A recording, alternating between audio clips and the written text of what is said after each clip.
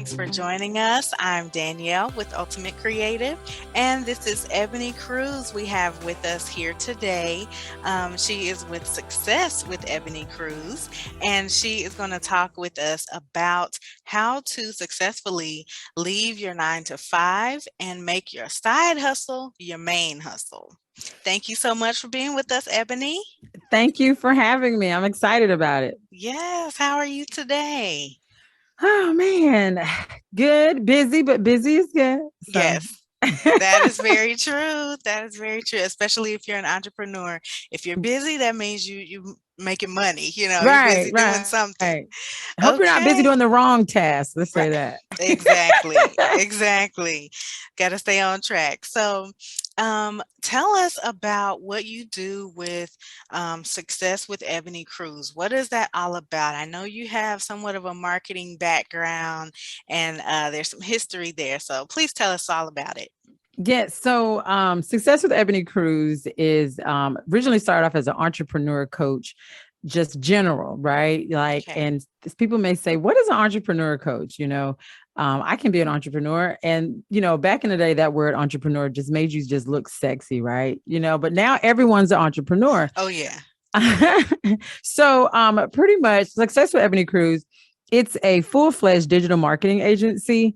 But also, the second phase of Ebony Cruz is the business coaching that was developed throughout the whole course of working with businesses and developing their websites, but then realizing they didn't really have a plan for their website. They just wanted to be online because someone told them they needed a website, but they Hmm. didn't have like a mission statement. They didn't have a target audience. Like, they didn't have content for this website. And that's how I started learning more, like, okay, you're in a space in your business that we got to go back to the drawing board, because this website is not going to make you money just because you have it up. Okay. Wow. Yeah, that's some good information too for you ladies out there watching and gentlemen, if there are any watching today. You cannot just think that you're going to make money just because you put something out there. There's got to be something behind it. There's a message that you need to make sure is conveyed, or you won't make any money. You Right. throw up the website and then crickets. Right. Absolutely. Yeah. Okay. So, what were you doing before you went full time with Success with Ebony Cruz? So, Success with Ebony Cruz started as I was working with the radio station, and it was a small kind of heritage radio station here in Tampa. So, everyone thought it was like the bomb. And I learned a lot from at the time it was Tom Joyner, because he was the national show that I represented, however, on the local level. Okay. And I noticed that some of the clients that we received at the station, they were normally smaller businesses or nonprofits. And they really kind of were just functioning because people kind of knew them, and, they're just kind of circulating those funds, but they didn't have a way of actually growing. And Mm, so I went back to get my master's degree in business administration, and I focused in on the marketing portion to understand how to help smaller organizations learn how to build their business, build their presence online without a lot of, funds to do it, until they were able to actually outsource that portion. Um, okay. what I would come across is they would have a cousin do it, or, a friend start the social media, and then they have like 5 or 6 business pages because those people left. They didn't have the login information. And so Hmm. that's where I'm like, okay, there's a need in this space to help educate folks on how to really just set themselves up and brand themselves. Wow, that is very true. We do need that assistance. You can't do it all yourself, but you need to know how to and who to work with to make that happen. Right. And so that led me into doing campaigns. So that's how I got Okay. into the political space in itself. Okay. I've always been like one to go out there and give back. And, I used to do a lot of food drives and shoe drives and clothing drive, like what everything you can think to give away. I probably was a part of it at some point. Okay. And there's one lady that I used to work with. She's now the state representative for the Tampa area. We did a lot of food drives, and she decided to run for office. So that first campaign, I was basically kind of testing out some of what I learned, trying to play with stuff, not really knowing what to do, who to talk to, type stuff. But we lost. And I think we lost by, I want to say it was like 10 or 15 votes. It was a real small number. And Mm. so she was like, you know what? We're gonna jumpstart this again. Boom, we're doing it. And so that second campaign, we were more focused. And what I realized is that it's not really about the big names you had to have. It was Mhm. more so about just making the connections with people. And so that campaign went to another campaign. I started working on a referendum. And then from the referendum, I went to working on a mayoral campaign. And that is basically kind of how the whole professional woman's escape plan. I know you haven't opened up with that yet, but that's how that actually came into fruition. Yeah, so you do have the Professional Women's Escape Plan. Tell us a little bit about what that entails. So that is for the corporate woman, the professional woman, that is ready to do something else. Like they're great at their job, but they're Mhm. not fulfilled. And they're not fulfilled for many reasons. It could be just a lack of worth in their job. Sometimes as women, we have to work 10 times harder to just be acknowledged. They're overworked and they're normally underpaid, but they're really great at what they do. Okay. And there's other women that may work around them. And so sometimes they're fighting the corporate fight with other women. And they're just at a space where it's like, I'm tired of it. However, I don't want to sell Mary Kay. No offense, Mary Kay, we love you. Yeah. But I don't want to do, the teas. I don't want to get into the jewelry, pop-up stand. Like, I don't want to do that. I Mhm. have some skill sets, some talents, some knowledge that I probably paid for because typically they have degrees and certifications. And I want to put this into use, just Yeah. not for an organization. So when I did, I kind of did it backwards. I went from entrepreneurship to an actual job, which I don't know why. I thought it was an amazing opportunity being appointed by a mayor. Who gets appointed by a mayor, right? Like Right. had no political background. So I'm like, I'm doing this. Mhm. And it was the worst decision ever. It was Wow. me going into an environment with people that job was their life. So me thinking of creative ways to like make help an initiative or grow something in the city, it was almost like I was stepping on toes and people thought I was going to take their job or I was coming for, and I'm like, no, like you can take all the credit. You know what I mean? Like this is just in my space. I love to be creative, to, use messaging to grow something. Like that is my Right. thing. And in this space, we have resources. It was the first time that I had access to resources, not just city, but countywide, that you can make a massive impact with a message because you had the funding. Yeah. And so I was crippled though. I was not with the colleagues that supported me.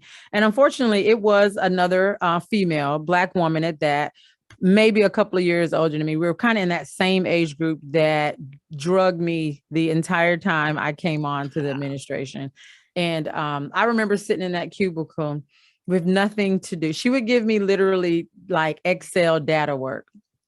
And I'm Mm. just sitting there like, okay, my job is community. And you're not Right. even allowing me to be out in the In the community. community. Yeah, right. Wow. So the first, I want to say 3 months, I read every manual, watched every policy, every video that the organization had to offer. And I just was like, this can't be it for me. Like I have to escape. And because of Mm. where my cubicle was, I had a window as if I had like a jail cell. Oh And my then it's like I gosh. could look out that little window and I would see people walking by and they're laughing. And mind you, I'm stuck in this little cage. And so that's Wow. how the name, the Professional Woman's Escape Plan, came about. Girl, because you had to escape that. Girl, I was right. I'm like, I got to get this together. So every day I came in, I would learn something, I would do something to create that escape plan so I can get out of there. Like I knew this wasn't where I wanted to be. Okay. And yeah, you're right. There are so many women out there, and some are probably watching now who are working a 9 to 5 and they are like, what else? It's got to be, this is not it for me. This Right. can't be it. There's more that I know I can do, but they just don't know how to do it. So, how does the escape plan actually help those women, figure it out?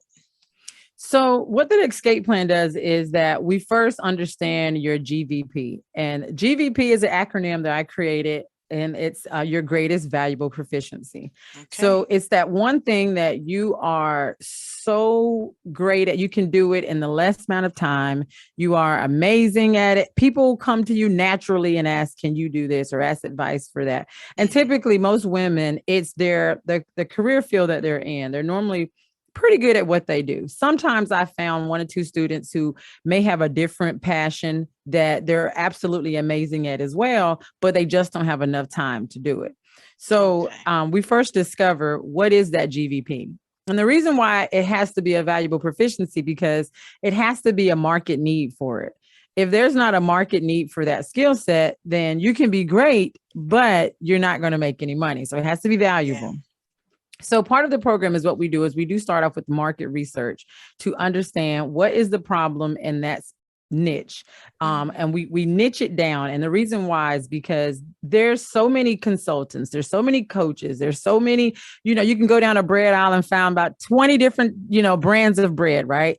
And Right. so we want you to niche yourself down so when we create the messaging for either your product or service, that we can talk to your target market. And that's how we consider that your greatest valuable proficiency. Okay, awesome. Well, do these ladies need to already have a business going and then come to you, or can this be, open to someone who has just been thinking about starting a business and they just haven't done it yet? Right. So most women that come to me do not have a business. Or if they do have a business, it's kind of like a hobby that they haven't taken seriously yet. So they Mm, might have done the, file through their state, got an EIN number, but they may not have the business account. Or, okay. they, may do it here and there, or if a family member call, they don't have set pricing or any marketing.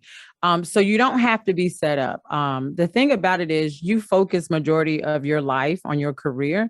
So Okay. you never really set your business up. And that's what the Hmm. program is all about, is getting you prepared to create that business plan. And then Hmm. also how we're going to fund this plan, because that's the escape, you hear Yeah. about the great escapes, right? Right. They have a massive plan. And so the Hmm. big two things of that plan is one, understanding, like I said, the GVP, creating the plan of how we're going to turn this into a product or a service, and then understanding how we're going to fund it. Okay, awesome. Well, now, so let's go back a little bit and talk about how you actually got to the place where now success with Ebony Cruz is your full-time thing. This is the only thing that you are hyper focused on. There's no 9 to 5 where you're an employee for someone else. So, how did that transition come about? So the transition, I was always thinking about it when I came on with the city of Tampa. Like I said, within the first 3 months, I knew I didn't want to be employed there just due to Okay. the boss that I was assigned. It was so bad. I remember I went to the chief of staff with all of my harassment emails, Mm, all of the write-ups that I never signed. And I went to chief of staff and I was like, listen, I don't want to quit, considering the fact there was like this big news article write up that we were just appointed. So then I knew I mhm. would have to do the PR piece on why I'm quitting. So Right. I just need you to transfer me. And I knew I needed to transfer just to give me some peace of mind to put the escape plan in place. Mhm. Um, so once that did happen, I began to set up, what do I really need to do? Like, what am I great at? And what do I need help at? So one year I looked at completely just understanding my budget. What money do I have coming in? Do I literally have time to pick up a part-time job? And if I picked up a part-time job, would I actually be able to work it and try to build a business? So it didn't make Mhm. sense. So that's how the digital marketing agency and the branding came apart, is that I was already doing that for the city. I would always, brand their economic advisory plans or write out their whole reports. I was already doing that. So I started booking clients at a part time base to where I was just doing that for them. Okay. That was funding my business. It allowed me to now outsource in spaces that I wasn't able to do. So I would outsource in copywriting. I started outsourcing in social media. Those are things I knew I didn't have the time for, but I also didn't have the money at the time unless I started working on my craft. Me Okay. working on that craft allowed me to see spaces that I was great in, but then it also allowed me to see what was I pricing, because Mm, we always undervalue ourselves. And I compared two projects, a project that I did for a private company and a project that I did for the city of Tampa. And I definitely bid it to super low. I just charged super low for that private company, mm. but it was on a bigger scale than what I was doing for the city. However, I only got this little Oh, salary.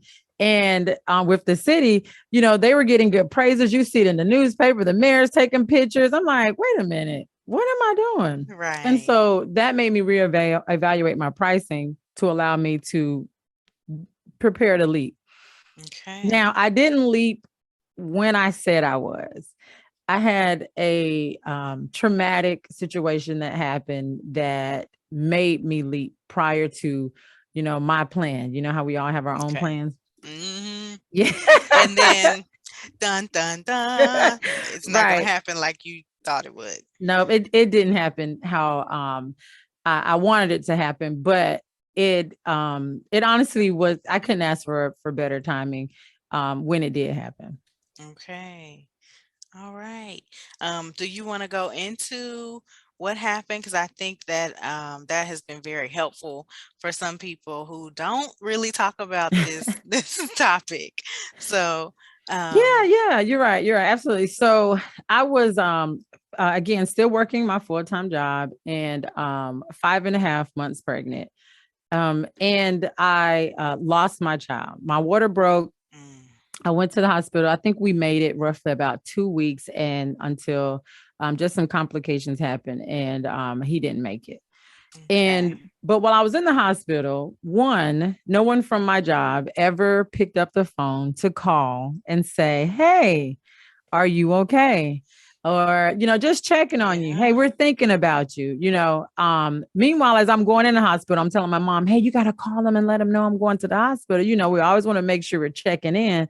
Right. And so I was in the hospital. That happened. My son passed. And, where the way it happens now, they make you almost do the whole funeral arrangements before you even leave the hospital, Oh, wow. especially with the child that's over 20 weeks or whatnot. And so Okay. that was just a difficult space in itself to, one, I had to give birth. There was no C-section, so I had to give birth. And Mm, and to just see my baby, and I'm in there screaming, I'm in just so much pain. And like I said, I didn't hear a lot from, my job, and the only people that really cared were in that room. And that was just kind of like my breaking point. It was like, you yeah. just came off a very successful campaign with this organization, one a economic advisory plan that's going to be in the city for the next 8 years.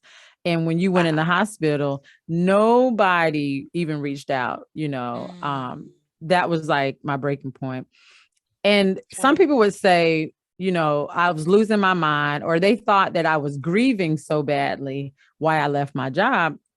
Mm, But I actually went to therapy, and I knew I needed therapy roughly about 2 weeks after I came home from the hospital, because as soon as my 4-year-old, at the time she was 3, would mention it, my son, like, I just would break down. I'm like, listen, I have kids that I have to still be a mother for. right. The hospital hadn't signed the death certificate still, so they weren't able to release my son's body. Mm, So the funeral home, it was just so much that to comprehend. I'm like, I have to discuss this. yeah. And other women that I would speak to at the time, my daughter's gymnastic coach, or a few friends that I had shared that I lost my child, they told me that they lost a child. And I'm like, I've Mm, known you for like 6 years. I never knew you lost a baby. And right. they're like, yeah, I just didn't talk about it. And I just couldn't fathom not talking about that situation. Like, I couldn't fathom just holding it in and acting like everything was okay. Mhm. So I had probably about 6 weeks, maybe 8 weeks, I think, before I had to tell my job that I was going to leave. And within 2 weeks, I made it in my mind that, okay, you're going to get out of here. Like, you're not, when you go back on July the 12th, I will never forget that date. You are walking in with a resignation paper and you're going to say goodbye, and make sure you walk in super fly so they don't forget you when you quit. Oh my God, it's like a breakup. Yes, I'm like, I am going to be fly when I resign. Okay. And so I prepared. I was going to therapy every week, Mhm. but because I was home, I was out there getting more clients. I was just pushing myself. I was, trying to figure out, what systems I wanted, payment systems, how do I want to do. So I mean, I literally was having meetings, and I Wow. believe that is what helped me not only get through, the grief process, um, but it made me more determined, because at this point I wanted to, I felt like my son gave his life for me to leave, because I wasn't going to leave. Mhm. This program was in place 2 years prior to me actually leaving and accepting clients. And Okay. I kept saying, well, I'll leave here. My mom was like, well, if you hang around for 6 years, you get that retirement, then you quit. I'm like, I could hang around. I'm like, but can I deal with these people for six Right. years? Can I? you know Okay. and then I was thinking, like, okay, well, I'm pregnant, when I have my son, I'll take my maternity leave, and I'll do it then. Realistically, with a newborn, how are you going to quit with a newborn and build a business? Like, that wasn't going to happen. Right. So I just, to this day, Kingston Nehemiah Pageant gave his life for his mom to realize that she was more, she was worth more. And my purpose was more Mm. than settling for that position. Wow. And what a beautiful name too, by the way. Love that. Thank you. Well, let me see. How can people find out more about the program and sign up, and how can they connect with you? So you can always go to the website, which is successwithebonecruz.com.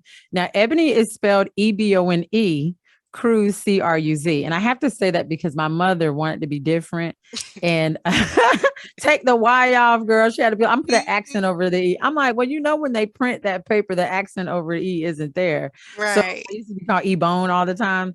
Oh my But you can gosh. definitely, yes, girl, Ebone. So, but you can go to successwithebonecruz.com to find out more about the program, look into the packages, and really understand what level you are in, because there are phases to where everyone is in their business space. We Okay. start off with the blueprint, and that's just creating the blueprint. But say you have your blueprint and you just need to get organized and say, I'm taking my business serious. So that's that next package right there, to where you're ready to grow. But Okay. if you're serious and you just can't make money, you're like, I've been doing this thing, I just don't know how to make money. Then we have the pro program, and that's where you begin to learn how to scale. That's where we start putting in the automation. We start really speaking to your tribe, and so you can learn all about each phase and where you are, just by visiting the website. Of course, Okay. I'm always on social media. Ebony Cruz, Ebone Cruz, on any platform minus TikTok. I haven't gotten into that yet. I'm trying to get my daughter to Okay. do that, but you know how kids are. Uh-huh. Okay, well, awesome. We will have people following you. You guys check her out. Go to successwithebonecruz.com and learn more about the program. Thank you so much for being with us today, Ebony. Yes, thank you. I appreciate it, and thank you for having me. And I don't know if you want me to share, but Danielle definitely has been amazing as far as PR space for me. When I Oh, talked about wow. you have to learn how to outsource, I tell everybody, I'm like, I can do PR for everyone but myself. Like, I don't even know who I want to talk to, or I get afraid. I'm like, they're not gonna want to see this. So it was mandatory in order for me to really like get my business in places that I wouldn't go, I Mhm. definitely had to outsource that. And Danielle has been amazing. Like if you're looking for Aw, someone, Danielle doesn't know that thank she's been you.